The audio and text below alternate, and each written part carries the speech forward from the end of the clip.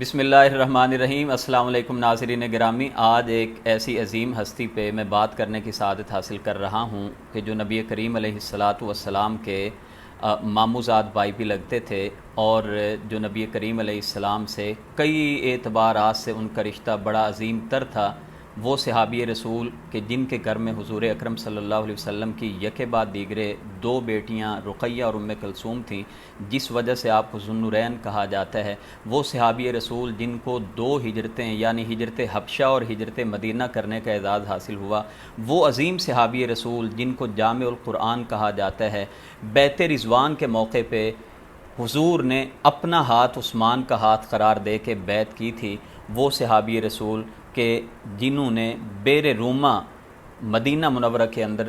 پانی کا کنواں خرید کے 35,000 درہم یا 20,000 درہم میں مسلمانوں کے لیے وقف کیا تھا، وہ صحابی رسول کہ جنہوں نے مسجد نبوی کے لیے 25,000 درہم کی رقم اپنی جیب سے ادا کی تھی، وہ صحابی رسول کہ غزوہ تبوک کے موقع پہ جنہوں نے 960 اونٹ اور 60 گھوڑے اللہ کے رسول کی خدمت میں پیش کیے تھے، وہ عظیم صحابی رسول کہ جنہوں نے 1000 دینار اللہ کے رسول کی خدمت میں جب پیش کیا تو حضور ان دیناروں کو اچھال رہے تھے اور فرما رہے تھے ما ضر عثمان ما عمل بعد اليوم، عثمان آج کے بعد کوئی عمل نہ بھی کرے، عثمان کو کوئی چیز تکلیف یا نقصان نہیں پہنچائے گی۔ وہ صحابی رسول جن کے بارے میں حضور نے فرمایا تھا کہ 10 صحابی عشرہ مبشرہ میں سے ہیں، ان میں سے ایک سیدنا عثمان غنی بھی تھے، وہ عظیم صحابی رسول کہ جن کو مسلمانوں کے تیسرے عظیم خلیفہ ہونے کا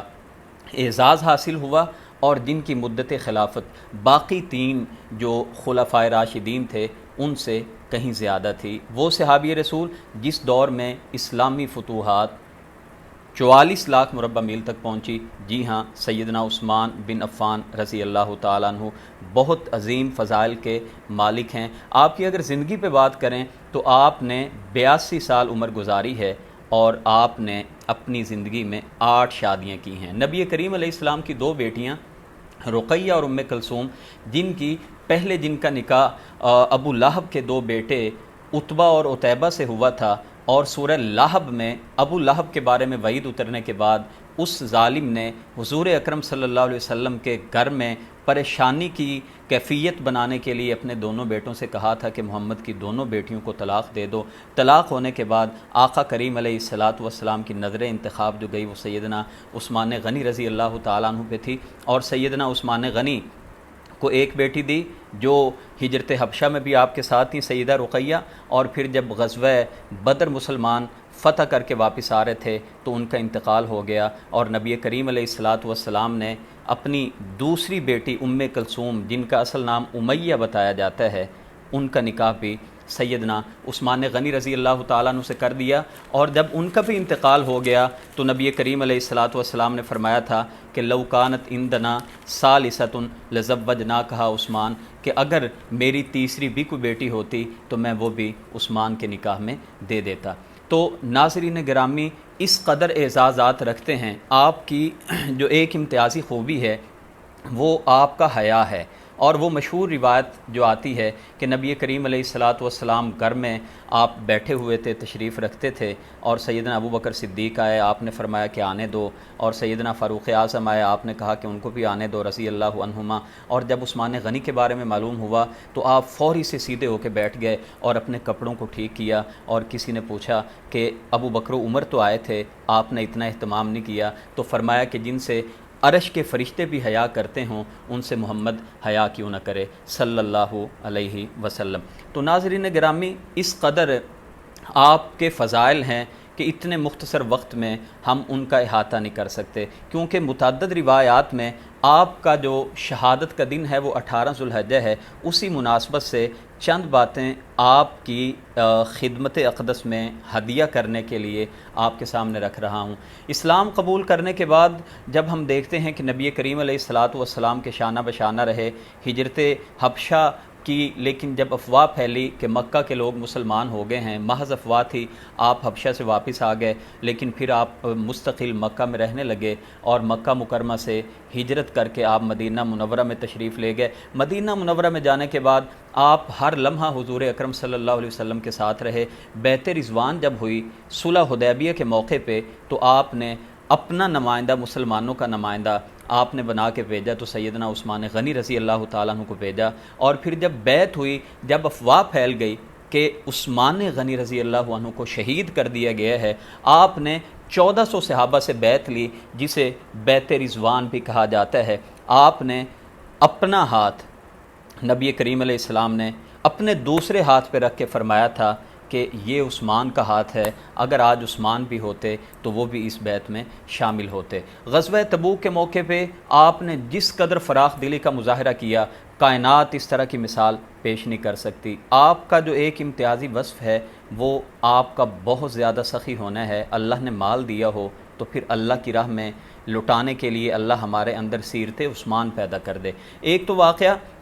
مسجد نبوی کی توسیع میں اتنا مال دیا، 25,000 درہم رقم بتائی جاتی ہے، اور بیر روما کو خریدنے کے لیے 20,000 درہم یا 35,000 درہم بتایا جاتا ہے، جو چاندی کے سکے ہوتے تھے ان کو درہم کہا جاتا ہے۔ اور پھر سیدنا ابو بکر صدیق کے ٹائم پہ تو ایک عجیب و غریب واقعہ ہوا۔ وہ واقعہ یہ تھا کہ قحط پڑ گیا، بارشیں ہونا بند ہو گئیں، لوگ آئے، آ کے شکایت کی کہ امیر المؤمنین بنجر زمینیں ہو گئی ہیں، کھانے کو کچھ نہیں مل رہا۔ فرمایا صبر کرو، اللہ تعالیٰ شام تک تمہارے لیے کوئی نہ کوئی ذریعہ بنا دے گا۔ شام کو لوگوں کو پتہ چلا عثمان غنی کا قافلہ جو غلہ خرید کے لایا ہے شام سے، وہ واپس پہنچا ہے۔ آپ کے گھر میں آتے ہیں لوگ، دستک دیتے ہیں، آپ باہر تشریف لاتے ہیں، کہتے ہیں ہمیں کھانے کو کچھ نہیں مل رہا، جو مال آیا ہے تجارت کی غرض سے آپ ہمیں بیچ دیں۔ فرمایا اندر تشریف لائیے، گھر میں لے کے گئے، پوچھا بتاؤ کیا دو گے؟ کہنے لگے کہ ہم آپ کو 20% منافع دیتے ہیں۔ کہنے لگے یہ بہت کم ہے، قیمت بڑھاؤ۔ تو کہنے لگے کہ ہم 50% آپ کو، اس جو شام سے تجارت کا آپ کا خرچ ہوا ہے اس پر 50% ہم آپ کو منافع دیتے ہیں۔ فرمانے لگے یہ بھی کم ہے۔ تو انہوں نے کہا کہ اس سے زیادہ تو کوئی نہیں دے گا آپ کو۔ تو کہنے لگے کہ کیا 100% دیتے ہو؟ انہوں نے کہا ہم مظلوم غریب آدمی ہیں، کہاں سے دیں گے؟ تو کہا اللہ نے مجھ سے وعدہ کیا ہے کہ اگر میری راہ میں دو گے میں تمہیں 100% منافع کے ساتھ دوں گا۔ کہا میں اللہ کو گواہ بنا کے کہتا ہوں کہ میں سارا کا سارا غلہ، 100 اونٹ لدے ہوئے تھے غلے سے اور اناج سے، سارا کا سارا اللہ کی راہ میں آپ نے وقف کر دیا۔ اور ایک وہ واقعہ کہ کسی کو شہد درکار تھا تھوڑا سا، اور وہ کسی سے اس نے مانگا، تو اس نے کہا میرے پاس تو نہیں ہے، لیکن ایک قافلہ آ رہا ہے جس قافلے میں شہد کے بڑے بڑے مٹکے اور اونٹوں پر لدا ہوا شہد ہے، آپ ان سے بات کر لیں۔ جاتے ہیں اور ایک آدمی سے مل کے کہتے ہیں کہ مجھے کچھ شہد چاہیے۔ تو اس نے جا کے سیدنا عثمان غنی سے کہا کہ آدمی شہد مانگنے آیا ہے، برتن نہیں ہے جس میں شہد دیا جائے۔ فرمایا کہ ایک مٹکا اتار کے دے دو۔ تو اس نے کہا کہ جو وہ ہانک کے لے جا رہے تھے اونٹوں کو، کہ ایک اگر مٹکا دیں گے تو وہ اونٹ کے اوپر جو بیلنس ہے دوسری طرف کے مٹکے کا وہ برقرار نہیں رہے گا۔ تو فرمایا کہ دوسرا مٹکا بھی دے دو۔ تو انہوں نے کہا کہ اتنا زیادہ وہ کیسے اٹھا کے لے جائیں گے؟ تو فرمایا ساتھ میں ایک اونٹ بھی دے دو۔ یہ سیدنا عثمان غنی رضی اللہ تعالیٰ عنہ تھے۔ آپ کے اس قدر اعزازات اور انعامات ہیں دین اسلام پہ، اور اس قدر آپ کی مہربانیاں ہیں دین اسلام کی تعلیمات میں، اور دین اسلام کو پھلنے اور پھولنے میں، اور دین اسلام کو غالب کرنے میں، اور طرابلس اور قبرص کو فتح کرنے میں۔ اور یہی وجہ تھی کہ اتنا زیادہ